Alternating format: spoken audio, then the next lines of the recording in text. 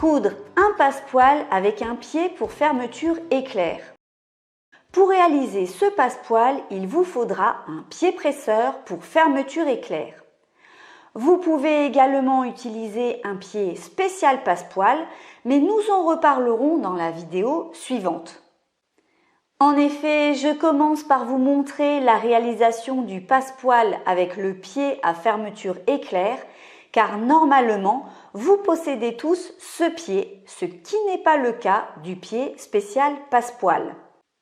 Le pied pour fermeture éclair est généralement fourni avec la machine à coudre.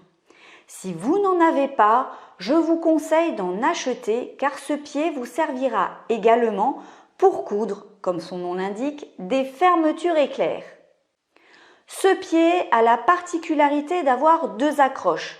Vous pouvez donc le fixer sur votre machine à droite ou à gauche selon l'emplacement de la fermeture éclair à coudre.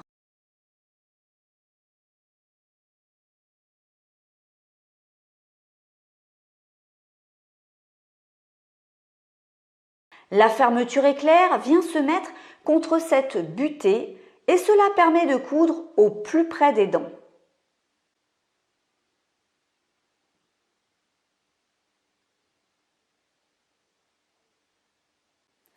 Nous n'allons pas coudre de fermeture éclair, mais nous allons nous servir de ce pied car cela va permettre de venir coudre à côté de la mèche et non pas dessus. Coupez une bande de biais comme vous avez appris à le faire.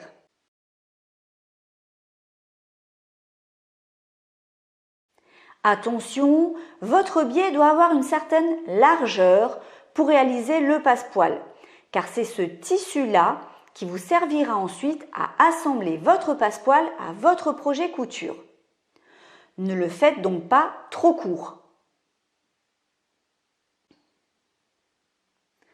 Je vous conseille une largeur de biais d'environ 3 cm pour qu'il vous reste 1,5 cm de passepoil ou 2 cm de largeur afin qu'il vous reste environ 1 cm de passepoil. Placez la mèche au milieu du biais. La mèche est placée sur le côté envers du tissu. Laissez dépasser la mèche sur quelques centimètres. Vous couperez le surplus au moment d'utiliser votre passepoil sur votre projet couture. Rabattre le biais en deux en le maintenant avec des épingles ou des pinces. Préférez les épingles pour maintenir au mieux le tissu contre la mèche.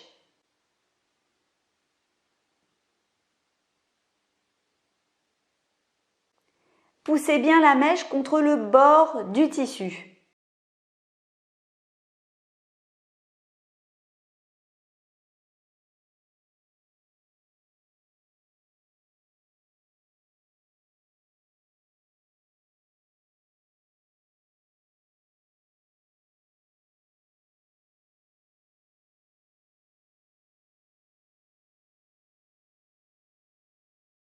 Coudre au point droit à ras de la mèche.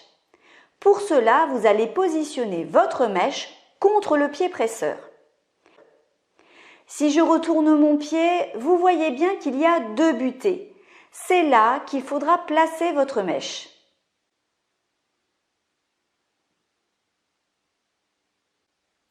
L'épaisseur ne gênera pas le pied puisqu'un espace est prévu à cet effet et le tissu pourra être entraîné librement. Attention cependant, vous êtes quand même limité au diamètre de votre mèche.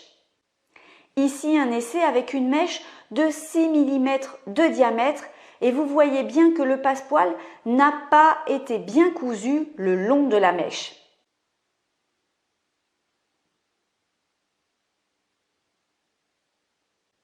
N'achetez pas des mèches de plus de 4 mm car vous aurez du mal à les coudre proprement, même avec le pied à fermeture éclair. Donc, je mets bien la mèche contre le pied presseur et je vais pouvoir commencer à coudre. Vous pouvez coudre avec un point plutôt grand et en choisissant, si possible, un fil de la même couleur que votre tissu ou d'une teinte très proche. Il sera ainsi plus discret. N'oubliez pas d'enlever au fur et à mesure vos épingles car vous ne pourrez pas les laisser dans ce sens lors de la couture. Comme pour le biais, vous ne devez pas tirer sur le tissu au risque de l'étirer. Accompagnez bien le tissu tout en restant toujours proche de la mèche. Le pied presseur doit longer la mèche sans jamais dévier.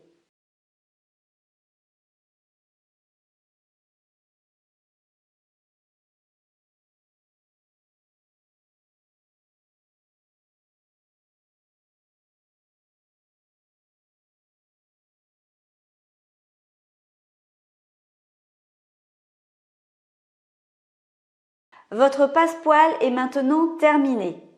La mèche est bien prise à l'intérieur du biais. Il ne vous reste plus qu'à utiliser votre passepoil avec votre projet couture.